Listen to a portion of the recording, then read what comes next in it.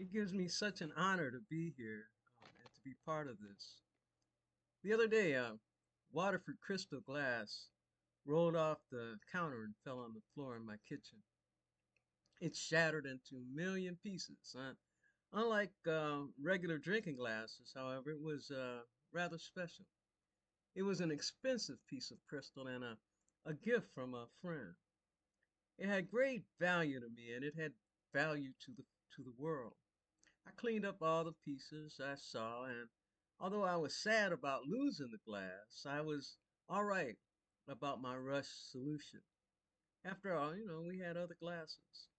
As the day went on, however, I realized that there were tiny little pieces of glass here and there, and I needed to pay better attention to what was left behind. Even though I was good with getting up most of the glass and figured I'd get up the little pieces I missed when I cleaned the entire floor, I realized, we have dogs.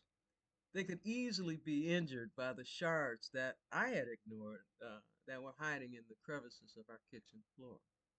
If I really cared for them, I needed to take their safety and comfort into consideration and clean up the mess. As we prepare for yet another World AIDS Day, I'm more aware than ever that, like my crystal glass experience, people of faith have failed to go back and clean up the mess. HIV fell on the floor of many of our lives 43 years ago and made a mess. It produced shards of broken lives that were scattered throughout the world. Like me, many of us worked to pick up the pieces and clean up the mess that just rolled off the shelves and devastated our communities. The problem is that, like me as well, there are many broken pieces, little bits still lying in the crevices of our communities. For the most part, we've done well. Medical advances now enable people to live longer and healthier with this disease. For the most part, we think HIV is not a problem. Let's move on.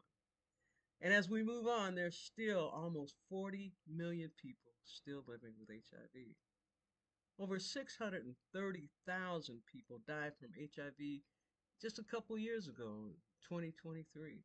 That same year, 1.3 million other people acquired the virus, which means that while we were rejoicing and moving on, there are now over a million more broken pieces left on the ground because we didn't clean up the whole mess in the first place.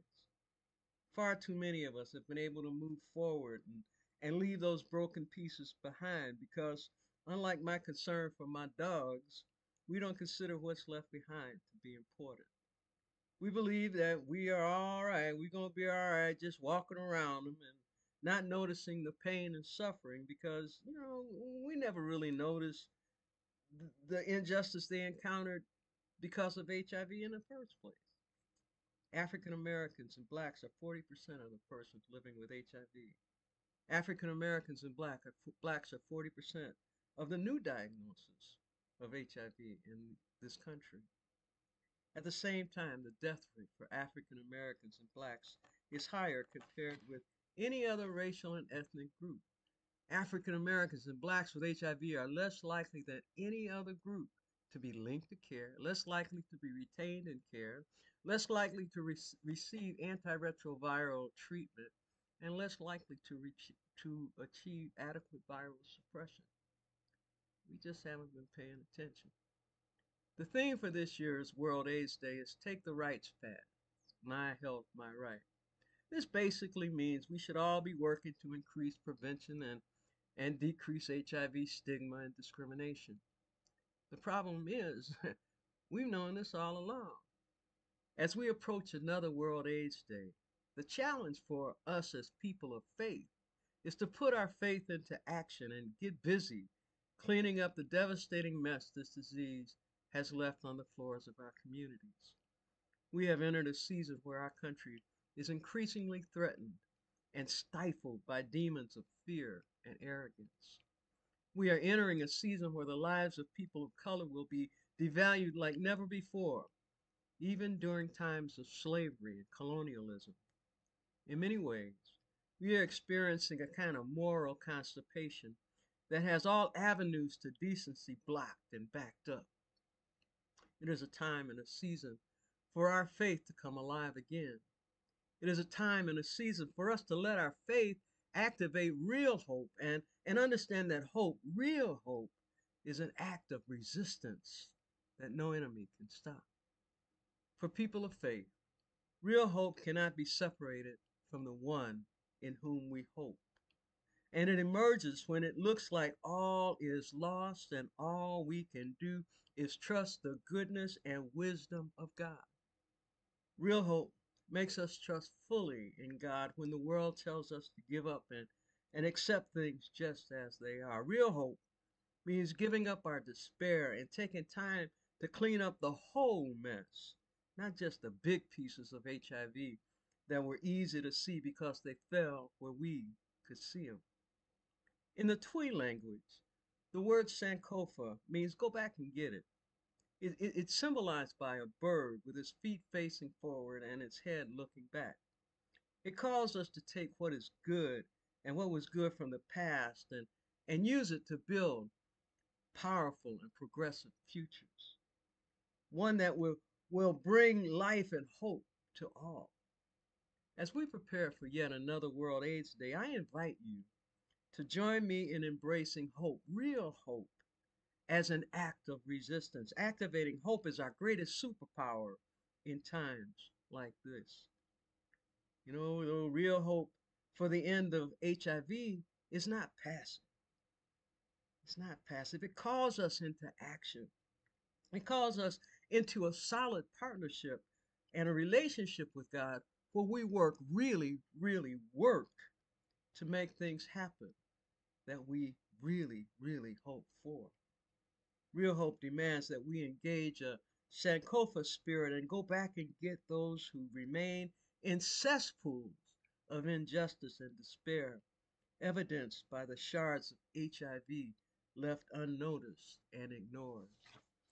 Today, I'm inviting people of faith to re-engage with HIV in real ways. Hoping to end this disease means actively working to make prevention an everyday activity. Our most powerful weapon is to engage our real hope superpower, to empower others, to uplift the lives that remain broken on the floors of our communities and in our churches because of HIV stigma and discrimination. Real hope leads us to places we've never looked at before and to people we've worked so hard to ignore. Real hope means being willing to risk everything we hold dear because it's the right thing to do. It mobilizes us to clean up the messes with education about prevention and care. Real hope makes us stop talking about HIV as something that used to be and start sharing the realities of a disease that just won't go away. 40 million are still living with HIV. People of color still do not have access to care and prevention services. Praying for an end to HIV is great, but it ain't enough. So let's honor World AIDS Day this year by actively advocating for access to prevention and treatment. Let us respect and remember the lives that have been lost by using our superpower of real hope to truly heal and feed and release from captivity. You know, that's what gets God's attention. So this World AIDS Day, let's commit to getting God's full attention by having a Sankofa experience and going back and getting all the pieces left behind on the floor. Real hope. Join me this World AIDS Day.